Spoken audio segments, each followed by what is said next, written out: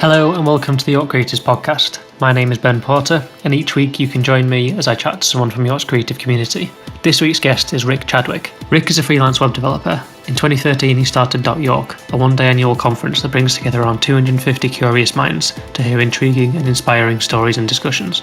In 2015 he grew tired of working from home, so set up ACOLLECTIVE, a city centre co-working space, home to around 30 creatives. In this episode we chat about the work DotYork have done in trying to create a safe, encouraging environment that allows speakers to open up and share their vulnerabilities with an audience. We touch on artificial intelligence and the impact that will have on creative jobs, and Rick and I both talk about our feelings of imposter syndrome and the struggle of being comfortable with who you are and what you do. Rick, welcome to the podcast. Thanks. So you are a web developer, which I think is one of those jobs that a lot of people hear about but don't really know what they do. Can you explain just in 30 seconds what your job is about? Yep, it's about making websites. Which involves taking designs and working with designers to produce the things you see and click and touch and press on devices. So what's the process? If I wanted you to design me a website, I kind of come along and say, hey, I want this website, but I have no idea about what that actually involves. I have two strands of doing web work. I will work for full builds for clients, where you will come to me and say, I need a website, and I will find you a designer, and we will work together to produce you a final site. And then I'll work with agencies in York and beyond to freelance for them. So it's a little bit of a helping hand. If they don't have the in-house expertise to do it or just don't have the time, then they'll come to me and say, can you just help out with this? And I'll spend a few weeks doing it and we'll end up with a product. And how do you see that going in the future with things like drag and drop builders and artificial intelligence and that kind of stuff? Do you see them as threats? Or? No, because I'm good at what I do. Okay. And they're not as good. Yet. Not as good yet. Yet, yeah. It is a threat, but everything's always changing, and I don't really see myself doing this in 5-10 years' time. So it's adapting. So is it the thing of like a robot can sort of emulate what a person does, but it doesn't really have that creative bone? It can't really make new decisions. Yeah, I think creative jobs are kind of not immune from the AI robot thing, but they're relatively safe. It requires a different way of thinking than you can teach a computer, really. Yeah, there are drag and drop builders and there are things like that, but they don't produce the quality of the output, as we said, yet. So how do you learn to develop for the web? So I taught myself. I did a computing degree at uni in Scarborough, and after 2 years hated it and switched to a business degree. Out of uni, I then went and ran a bank for a little bit, and then worked for a charity in communications. In that job for the charity, they had a website that was terrible. So I started teaching myself how to make websites in my evenings and weekends. And then one day I spoke to my manager and said, I've made a new website for this project. And we started using that straight away. And it was built into my job role, allowing them to take on new projects. And then got a job working for an agency in York. So what is it about it that you enjoy? That it's always changing, that there is a little bit of an element of creativity, but not too much that you're just starting with a blank canvas all the time. You're problem solving, really. Someone's giving you a design, or they're giving you a set of requirements, and you're trying to figure out how to solve them. Yeah. And that's what creativity is. Yeah, it is, yeah. So what does a typical week look like for you then? Because you've got your work, and then you've got DotYork, and then you've got ACOLLECTIVE. How do you balance those different things? So it depends on the time of the year. ACOLLECTIVE, just to get that out of the way, is city centre co-working space that has been running for 3.5 years, and it pretty much runs itself, to be honest. It requires admin, sure. You have to show people around, but it's not something that occupies a day-to-day part of my life. How did you find the space? Because it's quite sort of hidden away, but really well located at the same time. We saw a lot of places. ACOLLECTIVE is, before it had a name and before I was working with Stu on it, it's something that I'd thought about for a while, and I've been to see a lot of different places, but none of them are really right. Okay. And to be honest, when we first saw the space on Pavement, that wasn't really right either. But we just thought it would work, and it was a brilliant location. Totally blank slate. The office hadn't been occupied for 5 or 10 years. Required a lot of work to get set up. The first 6 months were really tough getting it. I mean, there was no electric in some of the rooms, so it didn't have internet. Needed repainting, needed floors redoing, everything, and we did it all ourselves other than electrics. Oh. So it was a big deal, a big chunk of our lives to do it. But worth how we yeah, definitely, yeah. I mean, we've got somewhere to work from. It's really nice. We meet some really interesting people. So tell me about DotYork. What is it? It's an annual conference for 200 or 300 people who are curious about the way they go about their work and the impact that has on other people and the world. When did that start? It started in 2013 in a pub. Myself and Chadwick, who I worked with on the first conference, were sick of going to London and Brighton and Cardiff for web conferences. We'd just been to one in Scarborough and thought, like, if Scarborough can do this, York can do it. Like, how hard can it be? It turns out it's pretty hard. But we did it. We just jumped in and booked a venue and spoke to a couple of friends and managed to get 7 speakers, sold out with 3 weeks to go at 200 people. I had a really good day. I really enjoyed the whole process of it and got a bit of a bug for it. Chadwick didn't. He left after that, but I carried on, and this is now the fifth year it's happening. How has it developed over the years? It's really changed. In the first year, I said it was a web conference, but we didn't want it to be a web conference like a how-to technical. Like, we're not going to teach you anything. We want people who work in the web or digital creative industries to come and talk about their experience and share stories.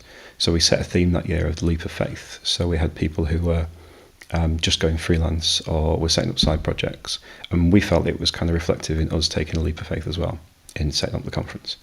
But that's kind of stuck. So we invite speakers every year, but we don't expect them to teach anyone anything. But what you will get is inspired to think differently about the way you do stuff, and it will intrigue you to a point where you want to go and learn more about what you do and how it affects other people. Yeah, that kind of stuff is more widely applicable, really, to different people. I mean, something I try and do with the podcast as well, rather than getting into the nitty-gritty of what each and every person does. Like, that's interesting, but only up to a point. It's the wider thing that everybody can relate to that makes you think, oh yeah, if they're doing that, what if I applied the same thing to what I'm doing, or what if I thought about this in a different way? And then I think that's what moves people forward and gets them making new things. Yeah, and it's those talks that every year that surprise us, the little wildcard ones that we throw in and we think, these aren't known to our audience, but we're just going to take a bit of a risk because we think they're going to be really interesting, and it's those that people have the most reaction to. So how do you go about finding your speakers? So that's changed over time. So when we first set out, we had a room for 7 speakers, and we just found 7 speakers that we knew of in the world of web. We followed them on Twitter, we read their blog posts and that kind of thing, listened to their podcasts, and we invited 7 people that we related to and thought would have good stories to tell. Now we've got 16 speakers every year. This is the 3rd year we've gone to that format where we split the day up into 4 sessions. Each session covers a different topic, and we have a bit of a panel discussion, but each speaker gets 10 to 15 minutes to give their talk as well. And then there's the discussion around it that's all facilitated. It's a chance for the audience to jump in with their experience as well and have a discussion amongst everyone as much as we possibly can. So now we'll start out picking a handful of speakers, and then we'll do a call for speakers process. So we'll put up a blog post that says this is what we're looking for this time and who wants to speak. And that's open to anyone and produces some really interesting results. So this year we've chosen 5 speakers from our call for speakers process. But that process is us all meeting usually in a pub, but we take away all of the personal identifiable information out of the submission. So all we've got is the talk title and talk description, and we base our decision on whether or not we would like these people to speak based on that alone, which is really nice because then we're not getting influenced by any other factors. We're just focusing on, does this talk fit in with everything else that we've already picked, and do we think it will be interesting? But it's really nice, and we really want to foster that and encourage people to speak for the first time. But then we've also got to mix that with a bit of experience as well. So why is this a good thing for York to have? It's totally non-essential. It's really right. I'm not a sales guy. Okay. It's really non-essential, but it's also really important to us. The team behind it, we're all doing it because we just feel like York deserves it. You'll meet people there, and you'll make connections, and you'll think about the way you do stuff. That'll go on to have an impact in your work and life. No one involved in DotYork does it for the money, because there isn't any. If we feel like the event's going to make a bit of cash, then it means we can do something else. So this year we've optimistically booked some added value things in the hope that it kind of does break even and exceed our expectations.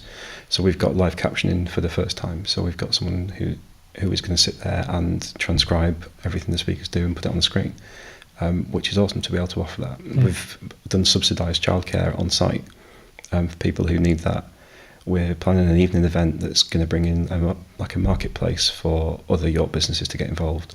And all these things are like extra things that we don't have to do. We could just do it at a hotel, and it'd just be a really bland environment. But we don't want to do it. We want to show people what York is. Like, half the people coming to DotYork live and work in York in some way, but the other half don't, and we're proud of it, and we want to show it off a little bit.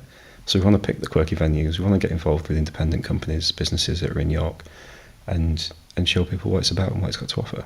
Yeah, it's so important, particularly for York, to have events and things like this, to bring people into the city that's not about the history and the heritage. And although those things are great, we do need other things to offer. We are a living, breathing city. We don't exist just in the past.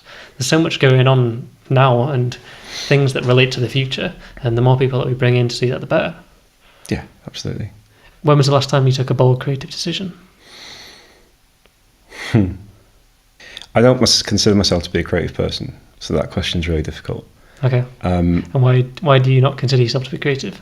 Because a lot of the things you've described in this podcast already are creative things. Yeah, okay. I just don't. I've never identified myself as being a creative person. Being on York Creatives podcast, that's a bit weird, isn't it? But you create things for a living. You create websites. But I don't feel like I do. I feel like I'm turning someone else's creation and making it work. But that's part of the creative process. I don't know. I just don't see it as that. If someone gave me like a blank page and said, "I want you to draw something or make something from scratch," I'd be a total blank. I need constraints. I need rules. Me too. All these things. I just don't. I've just never thought of myself as a creative person before. Obviously, the things that I do, yeah, they are, but I just don't see them as that at all. Do you think that's something that's kind of come from childhood, or do you think that's something that? Wow, deep. You don't have to answer if you don't want to. No, I'm really interested in this thing because I think it applies to a lot of different people who don't consider themselves creative, even though they do make things often. And if given the chance, they probably could be quite creative. I think it's probably almost a school thing. Like in school, the creative people are the artists and the people who are doing graphic design. And I did do graphic design, but I was terrible at it. Like I couldn't draw for anything, and I still can't. But that's what we were taught. Like creativity is being able to draw. And it's not at all. No, I can't draw. No, it's not. But that kind of mindset is there. And I don't think I've ever got myself out of it before. I've met people before, and actually the very first networking event I came to in York when I was still living in Leeds, I thought I'm planning on moving to York. I'll have a feel about what the creative scene, businessy scene is like there.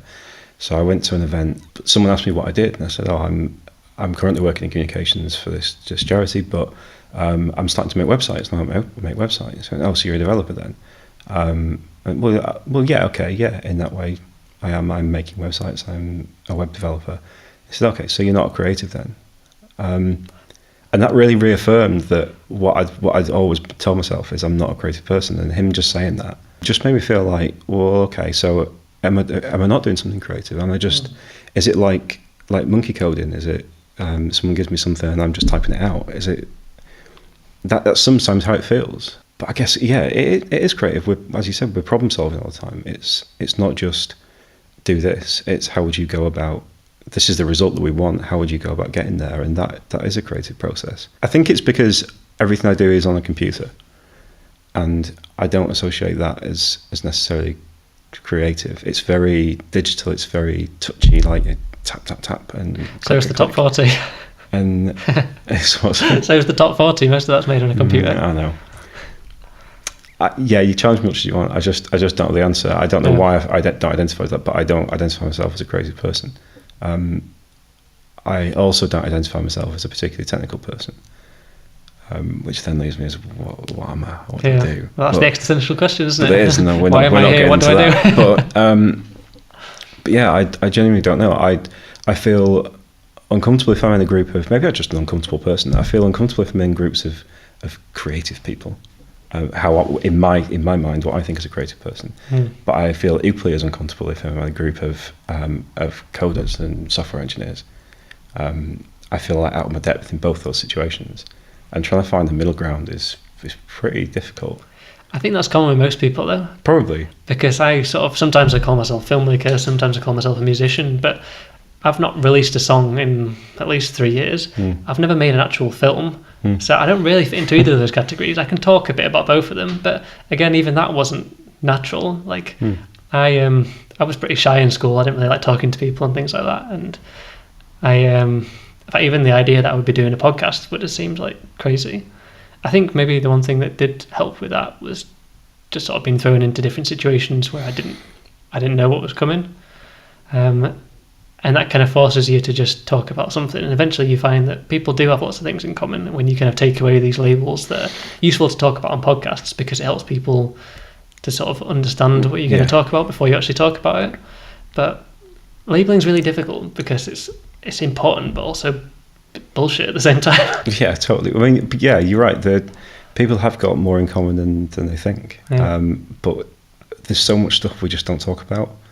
I don't know whether it's just a male thing or a general thing, but there's so much stuff that just doesn't get talked about that we have all got in common, and we do all feel the same way. Like, today I've known you for a few years, and to hear you say that, I would never have thought that. Yeah. But that's just one of the things. It's like that imposter syndrome is just in everybody, I think, surely. Yeah. And everyone feels like they don't belong and they're not in the right place. But if everyone feels like that, then everyone is, surely. Everyone's where they should be. It's just being comfortable with who you are and what you do. Yeah, and if I look at the art that I'm kind of most drawn to, is the people that are sharing those experiences, that saying, life's not perfect, this has gone wrong, this is what I'm struggling with, this is difficult. Yeah. And I think when you let people into that sort of stuff, that's where you get that connection. That's where you no longer have disposable throwaway music. It's something that you can listen to for the rest of your life, and it makes you realise something about yourself and about people in general. Yeah. Well, that's one of the other, you said earlier about what do I enjoy about DotYork. That's the other thing I enjoy, is we're getting people to share experiences, and they're so open and honest about their experiences. We've had a number of speakers who have rewritten their talk during one of the breaks because they weren't expecting other speakers to be as honest as they were. And that's really great, because I feel like they are having those conversations that I alluded to that we're not having. And they're saying, you know what, sometimes it's shit, but that's okay. And it's not sometimes it's shit and eventually here's the answer, like you see on some popular video programs, where it's taking you from start to finish and oh look, isn't everything great now? Sometimes it just doesn't have an end, and this is where I am right now. Things are pretty shit, but I'm still got to get up tomorrow and do my job. And how do you support that, and how do you get people there? And I think with events like DotYork that are so honest, and we've got people who people respect, they're in high positions in either their own companies or in other large companies or even small companies. It's a huge background, but they're doing stuff and they're saying it's not easy. And I think having them say that in front of the audience makes everyone feel like it's really identifiable. Everyone has crap days. Everyone feels like they don't belong sometimes, and having other people share that experience of it's not always okay, without some Hollywood happy ending is really real. And that's one of the things I love about DotYork. I think that's what makes it different than other conferences. Yeah. Even the fact that speakers are prepared to rewrite the talk and then do it without having practiced it before. Yeah. That to take that risk, you have to be really comfortable in the environment that you're in, and that alone kind of is a really good advert for why people should come along. Yeah, I feel like we've created a really safe space, and it's a place for these open, honest conversations. We're trying to encourage people to come along with other people. We know that there are groups that met in the first DotYork in 2014 that are scattered all around the country now, and they first met at DotYork, and they're all in touch, and they all get together again every year, like a little reunion. And we want to encourage more of that, because that's really nice that people feel like it's a nice thing to do. And said it's not an essential thing to do, but it's a nice thing to do. And that's where we sit, really. We're not going to throw around marketing slogans of we're the best at this, we're the best at this. We're just happy with what we are. We are an honest, small conference for people who care about what they do and want to meet other people who also care about what they do. So when and where is it? It is on Thursday, the 4th of October, in the Museum Gardens. So if people want to find out more, they want to buy tickets, where's best to go? If you go to dotyork.com, then all the information about this year's event is on there, and you can buy tickets on there as well. They're cheaper than you think. Cool. And if people want to get in touch, ask you questions, are you happy for them to do that? Yep, I am Rickery on Twitter, and I'm sure there'll be links on the in the description. Cool. Well, thanks for being on the podcast. Thanks very much.